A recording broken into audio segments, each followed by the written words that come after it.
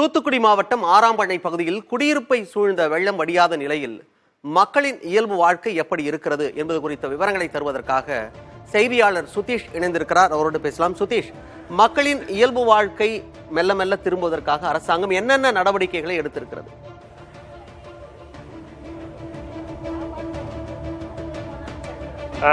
மணிமாறன், அதாவது திருநெல்வேலி, தூத்துக்குடி மாவட்டங்களில் நேற்றைய முன்தினம் மற்றும் அதற்கு முந்தைய 2 தினங்களில் பெய்த கனமழை என்பது இந்த 2 மாவட்டங்களை புரட்டி போட்டிருக்கிறது என்றே சொல்லலாம்.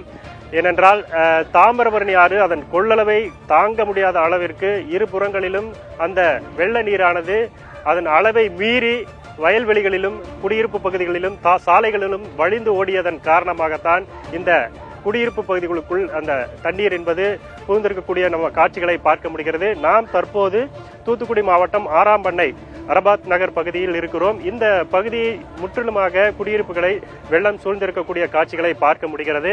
தொடர்ந்து கடந்த மழை பெய்த அடுத்த நாள் முதலே அரசு அதிகாரிகள் தொடர்ச்சியாக பல்வேறு பகுதிகளில் அந்த ஆய்வுகளை செய்து வருகிறார்கள். அதற்கு அடுத்தபடியாக வெள்ளம் அதிக அளவில் சென்று கொண்டிருக்கக்கூடிய அந்த தருணத்தில் பேரிடர் மீட்பு குழுவாலும் அரசு அதிகாரிகளாலும் பணிகளை சரிவர செய்ய முடியாத ஒரு சூழல் தான் இங்கே நிலவியதை நாம் கடந்த 2 நாட்களாக பார்க்க முடிந்தது. நேற்றைய தினம் கூடவே பேரிடர் மீட்பு குழுக்கள், அரசு அதிகாரிகள், வருவாய்த்துறை அதிகாரிகள் பல்வேறு இடங்களில் அவர்கள் அந்த வெள்ளத்தை தாண்டி செல்ல முடியாத ஒரு சூழலில் நடவடிக்கை எடுக்க முடியாத ஒரு சூழல் இருந்தது. படிப்படியாக வெள்ளம் குறைய தொடங்கி இருக்கிறது. தாமிரபரணி ஆற்றில் வெள்ளம் சற்று குறைந்திருக்கக்கூடிய அந்த சூழ்நிலையில் இருபுறங்களிலும் வெள்ளம் அந்த வழியாத சூழல் இருக்கிறது. தற்போது ஒவ்வொரு பகுதிகளாக பெரும்பாலான பகுதிகளில் வெள்ளம் வழிந்து வருகிறது. ஒரு சில இடங்களில் வெள்ளம் இன்னும் தற்போது வரைக்கும் வடியாத ஒரு சூழல் காணப்படுகிறது. இந்த நாம் தற்போது இருக்கக்கூடிய இந்த ஆறாம்படை பகுதியில் வெள்ளம் நேற்றைய தினம் ஒரு ஆள் அளவிற்கு அந்த குடியிருப்புகளை மூழ்கி இந்த வெள்ளம் ஆர்ப்பரித்து செல்லக்கூடிய காட்சிகள் இருந்தது. தற்போது முட்டி அளவிற்கு தான் தண்ணீர் தேங்கி வருகிறது. அந்த தண்ணீரும் தற்போது கொஞ்சம் கொஞ்சமாக வடிய ஆரம்பித்திருக்கிறது. கடந்த 3-4 நாட்களாக இந்த பகுதி மக்கள் பெரிய துயரத்தை சந்தித்திருக்கிறார்கள். அதை மறுக்க முடியாது. ஏனென்றால் வெள்ளம் வீடுகளை சுற்றி வீடுகளுக்கு மேல் சென்று கொண்டிருந்த அந்த சூழலில் அவர்கள் 4 நாட்களாக மின்சாரம் கிடையாது. வீட்டில் இருக்கக்கூடிய அனைத்து பொருட்களும் சேதமடைந்திருக்கிறது. நேரடியாக பார்க்கலாம். அவர்கள் வீட்டில் இருந்த உணவுப் பொருட்கள் அனைத்துமே சேதமடைந்திருக்கிறது. அவர்களுடைய உடைமைகள், துணி அனைத்துமே பயன்படுத்த முடியாத ஒரு சூழல் இருக்கிறது. அவர்களிடம் நேரடியாக பேசலாம். சொல்லுங்கம்மா, இப்ப நீங்க இந்த பகுதியில எத்தனை நாளா உங்களுக்கு இந்த பாதிப்பு இருக்கு? என்னென்ன பிரச்சனை இருக்குமா? இப்ப 4 நாளா இருக்கு எங்களுக்கு இந்த பிரச்சனை. எங்களுக்கு குடிக்க கூட தண்ணி கிடையாது, சாப்பாடு கிடையாது, உடுக்க துணி கிடையாது. நாங்க அவ்வளவு நிலைமையில இருக்கோம். எங்களுக்கு தண்ணி குடிக்க தண்ணி உயிர் வாழ கூட தண்ணி கிடையாது. அவ்வளவு இதுல இருந்து காலம் கழியுது. எங்களுக்கு சொல்ல எங்களை ஒருத்தரும் பார்க்கல, எங்களை யாருமே என்னன்னு கேட்கல. எங்களை அரசுல இருந்து யாருமே எங்களை அரசாங்கத்துல இருந்து எங்களை பார்க்கல. உதவி கொஞ்சம் நீங்க பார்த்து எங்களுக்கு கொஞ்சம் உதவி செய்யுங்க. உடுக்க துணி கூட எடுக்க முடியாத அளவுல இருக்கும். உங்க வீடுகள் எப்படிமா பாதிக்கப்பட்டிருக்கு? உங்களுக்கு என்ன தேவை இருக்குமா? எங்களுக்கு என்ன சாப்பாட்டுக்கு அரிசி கிடையாது, எந்தமான பொருள் கிடையாது. அப்படின்னு நினைஞ்சு இருக்கு.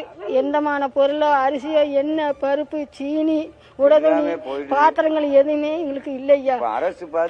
அடுப்பு கூட இழுத்துட்டு போயிட்டு அதையும் இழுத்து தான் வச்சிருக்கோம். எங்களுக்கு உணவுவே இல்ல. அரிசியா கிடையாது. 4 மூணி 5 மூணி தண்ணியில கிடக்கு. நெல்லுவெல்லாம் தண்ணியில கிடக்கு. உளுந்து, பயறு, மசால் டப்பா எல்லாமே ஒண்ணு கிடையாது. மஞ்சள் மிளகு மசாலா எல்லாம் இழுத்துட்டு போயிட்டு ஐயா. எங்களுக்கு எதுவும் உதவி பண்ணுங்க ஐயா.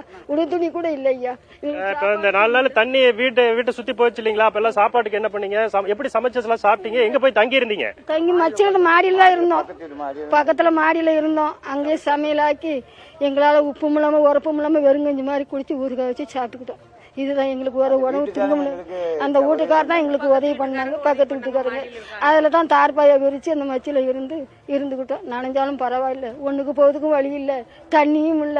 கீழே வந்தா தண்ணி இருக்கு. எந்த மன உபயோகப்படுத்தல போனா எனக்கு ரொம்ப பொருள் அழிஞ்சு போச்சு. ஒரு பொருள் கிடையாது. சொல்லுங்க, உங்களுக்கு இந்த பகுதியில உடனடியாக என்ன தேவை இருக்கு? அதிகாரி உங்களுக்கு என்ன செய்து கொடுக்கணும்? இப்போ இன்னைக்கு வெயில் அடிக்க ஆரம்பிச்சிருக்குது. இந்த சிச்சுவேஷனில் கொஞ்சம் அதிகாரிகளாம் உள்ளே வரலாம். ரோட்டில் நின்று பார்த்துட்டு போகிறாங்க. கொஞ்சம் உள்ள களத்தில் இறங்கி வேலை செய்யணும். கிட்டத்தட்ட இதில் குடும்பமாக ஒரு 80 குடும்பம் இருக்கிறோம். முற்றிலும் சேதமடைஞ்சிருச்சு. இவங்க முழுக்க விவசாயத்தை சார்ந்தவங்க. அவங்களோட விதைப்பயிர், வயலில் போட்ட விதைப்பயிர்லேருந்து வீட்டில் வச்சுருந்த அத்தியாவசிய உணவுகள் எல்லாமே போயிடுச்சு. கிட்டத்தட்ட தகுந்த சூழ்நிலை.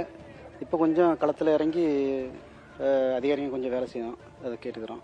இந்த குறிப்பாக இந்த 6ஆம் மனையில் ஆமாம், இந்த மொத்த தமிழ் சமூகம் வந்து பாகுபாடு பார்க்காதீங்க, அந்தந்த சமூகத்துக்குன்னு சொல்லி பார்க்காம ஒருத்தருக்கு ஹெல்ப் பண்ணுங்க, அதை கேட்டுக்கிறோம். மணிமாறன், இந்த பகுதியில் நிலைமையை நாம் புரிந்து கொள்ள முடிகிறது. 4 நாட்களாக வெள்ளம் சூழ்ந்த ஒரு பகுதியாக இருந்திருக்கிறது. இன்றைக்குத்தான் மக்கள் ஒரு சில பகுதிகளில் இயல்பு வாழ்க்கைக்கு திரும்பி இருக்கிறார்கள். ஒரு சில குடியிருப்புகள் முற்றிலும் தற்போது தண்ணியில் இருக்கக்கூடிய சூழ்நிலையில் அவர்களுடைய உடைமைகள் முற்றிலுமாக பாதிக்கப்படுகிறது. அவர்களுக்கு தேவையான உதவிகள் வந்து சேர வேண்டும் என்று அவர்கள் எதிர்பார்க்கிறார்கள். வரும் வழியில் தற்போது இந்த வருவாய்த்துறை அதிகாரிகளும் இந்த பகுதியில் ஆய்வு செய்து வருகிறார்கள். அவர்கள் பாதிப்புகளை அவர்கள் அறிந்து வருகிறார்கள். நாம் திருநெல்வேலியிலிருந்து தூத்துக்குடி வரும் வழியிலும் கூட பல்வேறு பகுதிகளில் அரசு மீட்பு குழுவினர் அதிகாரிகள் பல்வேறு பணிகளுக்கு செல்வதை நம்மால் நேரடியாக பார்க்க முடிகிறது. இதற்கு பிறகாக அந்த வெள்ளம் முற்றிலுமாக அந்த ஆர்ப்பரித்து செல்லக்கூடிய வெள்ளம் அந்த ஒரு சில பகுதிகளில் தற்போது ஒரு அளவிற்கு இருப்பதால் அந்த பகுதிகளுக்கு தற்போது அதிகாரிகள் விரைந்து இருக்கக்கூடிய ஒரு நடவடிக்கைகளை நம்மால் பார்க்க முடிகிறது. சுதீஷ், சுத்தி தண்ணி இருக்கிறத நம்ம பாக்குறோம். இப்போதைக்கு அவங்களுக்கு தஞ்சம் அப்படின்னாக்கா மொட்டை மாடி மட்டும்தான், அங்கதான் அவங்க இருக்கிறத பாக்குது. ஒவ்வொரு பகுதியா அதிகாரிகள் ஆய்வு செய்யறாங்க, இந்த இடத்துக்கும் வருவாங்க அப்படின்னு விவரங்களை கொடுத்தமைக்கு நன்றி.